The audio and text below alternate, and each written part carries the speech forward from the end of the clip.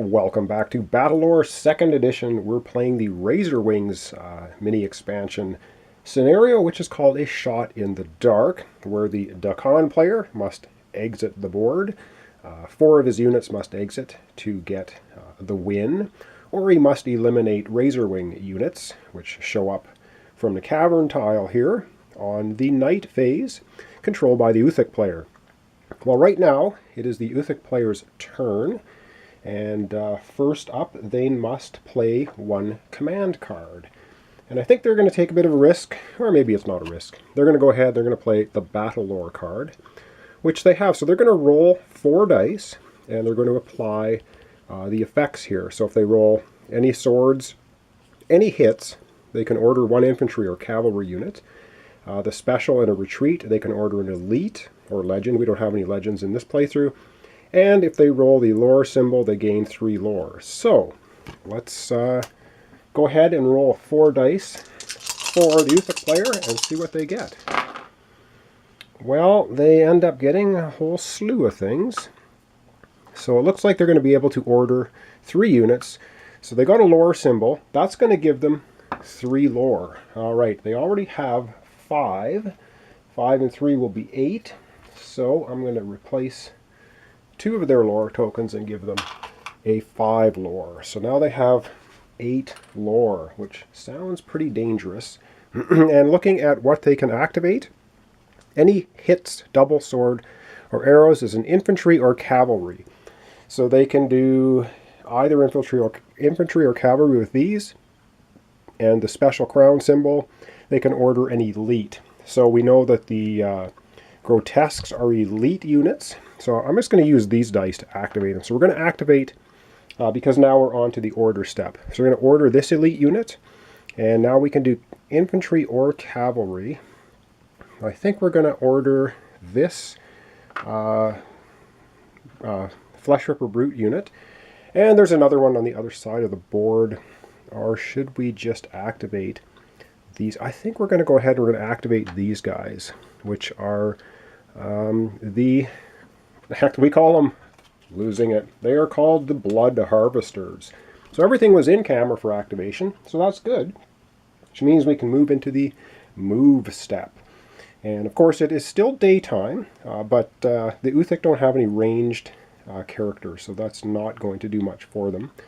Let's go ahead and we're going to move these guys. These guys have a movement of 3, but they are just going to move up here on the hill, because we want them to do an attack. So that's movement for them. Our grotesque elite units can move 2 spaces. They're actually going to come around this side, moving 2 here, trying to block the path. And then our blood harvesters also move 2 spaces. They're going to move, they're going to move right in here. And that will be that. And so after the move step, we go into the attack step. And yes, we can get rid of this card.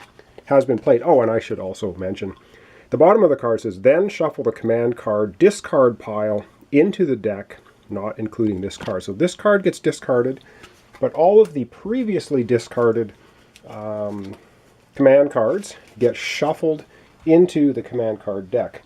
So I'm just going to do that quickly, give them a little quick shuffle before I forget, because it's quite possible that I will forget to do it. So there, they've been shuffled, except for, of course, the Battlelore card, which gets discarded. All right, that is done. And yeah, we are into the attack phase. All right, these guys are not adjacent to anyone. They're melee units. They will not be attacking, obviously.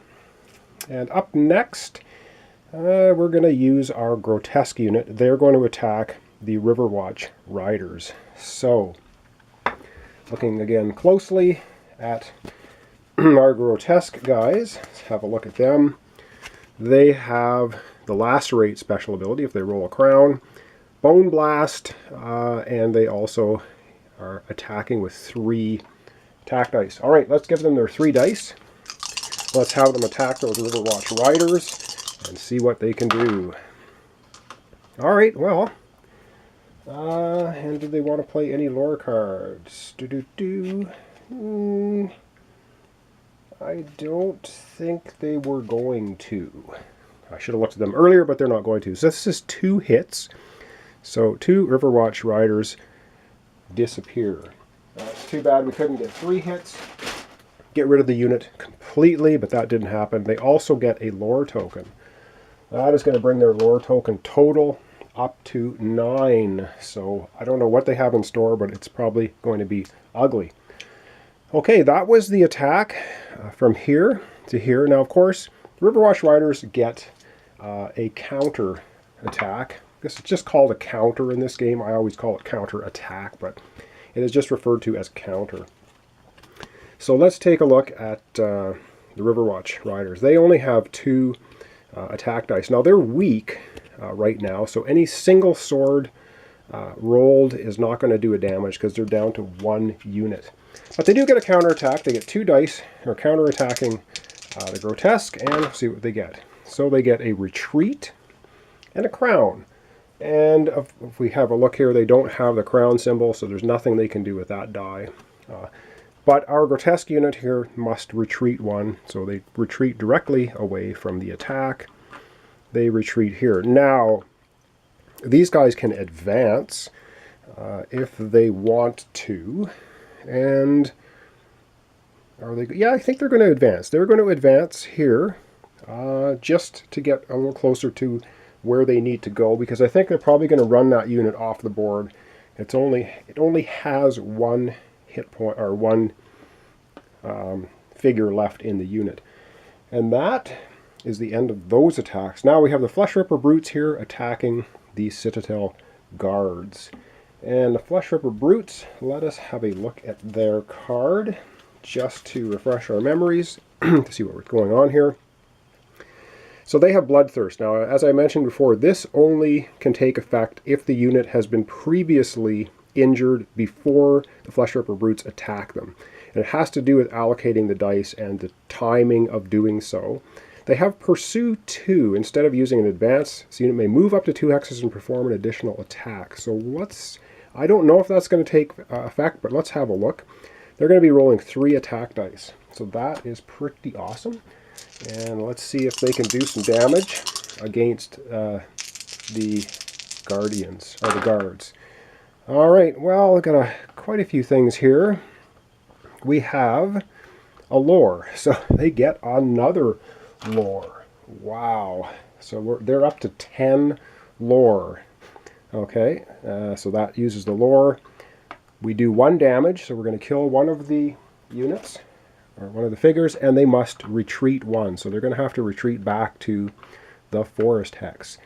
Now these guys have Pursue 2, which is pretty good stuff. And they're going to use it. I just want to refresh myself on the rule. So I'm just going to read over the Pursue, make sure I do it correctly, and we'll come right back with that Pursue attack. Well, they have to move here anyway. That is part of the Pursue.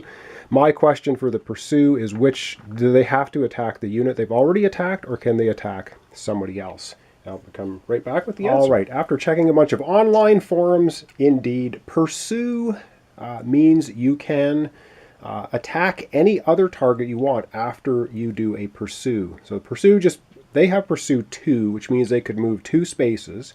With the restriction is they can't move 1 here and move back to the space they came from.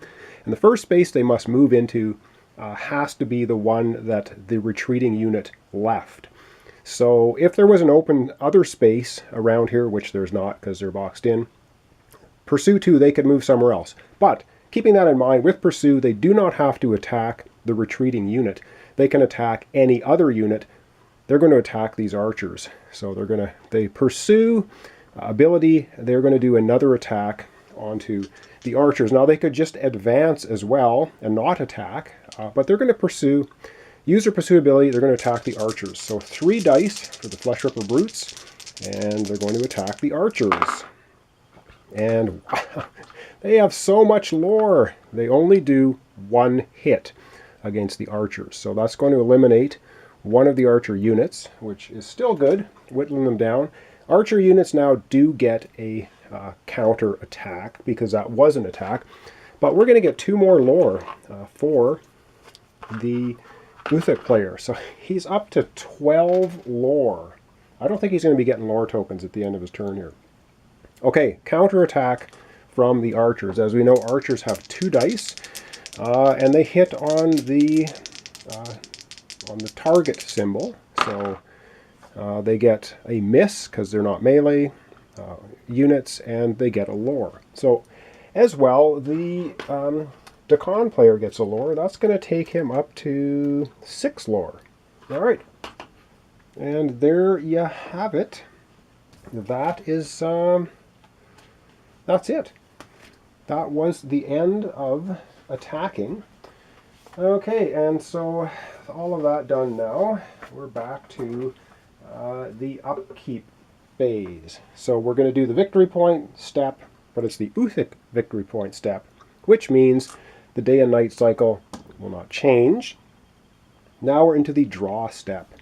And this is where the Uthuk player gets to draw a card, and they can, if they want, dump all of their cards and get new ones. And again, they're going to do that. They're going to dump all 4 of their command cards, discard them, and they're going to draw 4 new ones. And that's going to cost them 2 lore. And that's one of the special rules for this scenario.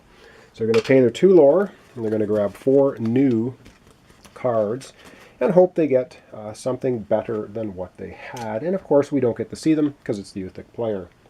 That was the draw step. Now we're into the lore step, and they have 3 lore cards, and they still have 10 lore. So they're going to opt to draw 2 lore cards and keep 1 of them. So they're going to draw 2 lore cards off of their lore deck, and they will keep 1 of them. And they're going to, yeah, they already know which one they're going to keep. Now they have their maximum lore in hand.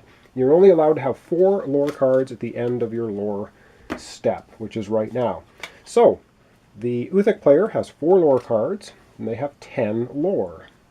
And that is going to conclude the Uthuk player's turn. So they managed to beat down the riders a little bit, well, from the last time there. And did I do this incorrectly? I can't remember. I think these guys could not advance.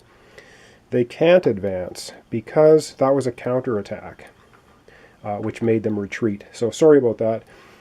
Because the Uthuk player attacked these guys, and these guys then counterattacked. You cannot advance on a counterattack. So all they did was just drive them back.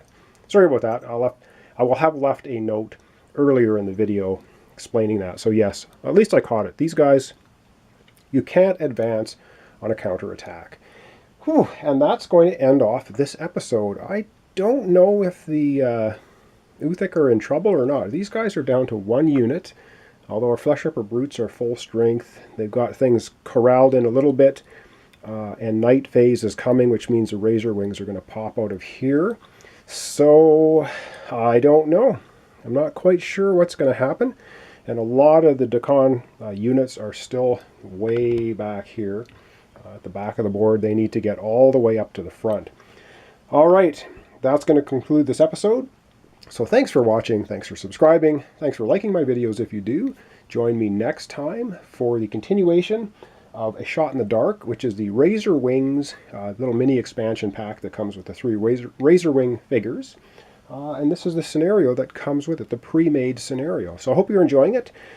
Join me next time for the continuation. Thanks a lot for watching along.